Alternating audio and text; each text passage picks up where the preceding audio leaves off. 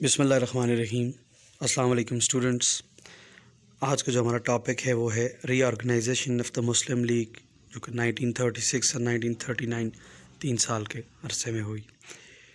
The period 1923 to 1934 can be called an era of hardships and declines for the Muslim League.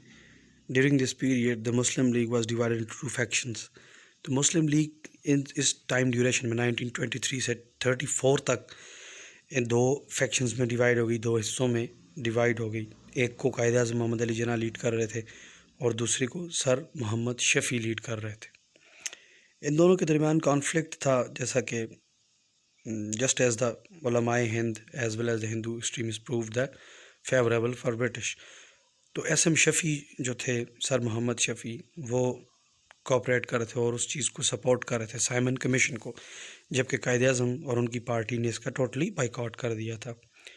Quaid Azam نے اپنی بہت تمام تر کوششیں کیں کہ ان دو فیکشن، دو حصوں کو، مسلم لیگ کے جو دو حصے بن چکے تھے ان کو یکجا کیا جائے، ان کو یونیفائی کیا جائے، لیکن جو سر محمد شفیع تھے وہ کسی طرح سے کوآپریٹ کرنے کے لیے تیار نہیں تھے، جس کے رزلٹ میں یہ ہوا کہ کلیشز بڑھتے چلے گئے اور قائد اعظم محمد علی جناح نے آخر سوچا کہ وہ پالیٹکس سے، سیاست سے دستبردار ہو جائیں اور پالیٹکس کو چھوڑ دیں۔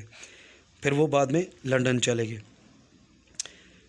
آر ٹی سی کے بعد later on Allama Iqbal wrote several letters to Quaid Azam and compelled him to come again and join the politics once again. علامہ محمد اقبال نے ان کو دوبارہ سے لیٹرز لکھے کہ آپ دوبارہ سے آئیں، پالیٹکس میں جوائن کریں۔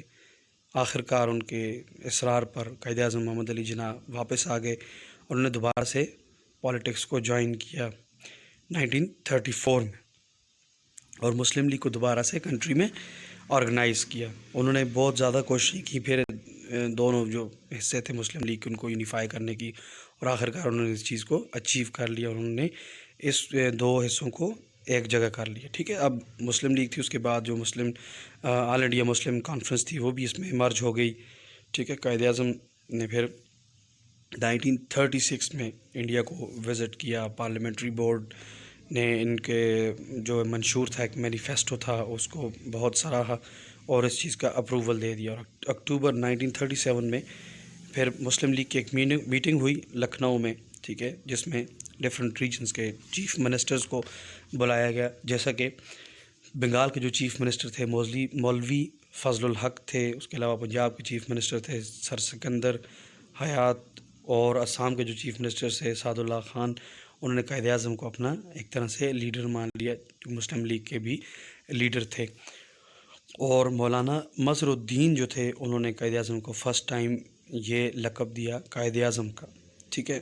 اور بعد میں پھر میاں فیروز جو کہ پنجاب سے تھے، انہوں نے بھی اس چیز کو ایکسیپٹ کر لیا۔ دا کانگریس منسٹریز 1937 سے جو 39 کے درمیان جو منسٹریز تھیں، مطلب مسلمانوں کے پاس، ان مسلمانوں کو بہت زیادہ تنگ کرنا شروع کر دیا، ہیرس کرنا شروع کر دیا، اور یہ بھی ایک بڑی ریزن تھی کہ پھر انہوں نے مسلم لیگ کو جوائن کر لیا اور اس کو اپنے لیے ایک بہتر چیز سمجھا۔ The Muslim expressed great pleasure and observed the day of deliverance on 22nd of December 1939. At that time, the Muslims were well organized at district and village levels across the country. اس کے بعد یہ ایک طرح سے مسلم league organise ہو گئی، مسلمان organise ہو گئے، مسلم league کے ساتھ چلنے کے لیے یکجا ہو گئے، ایک جگہ اکٹھے ہو گئے، ٹھیک ہے۔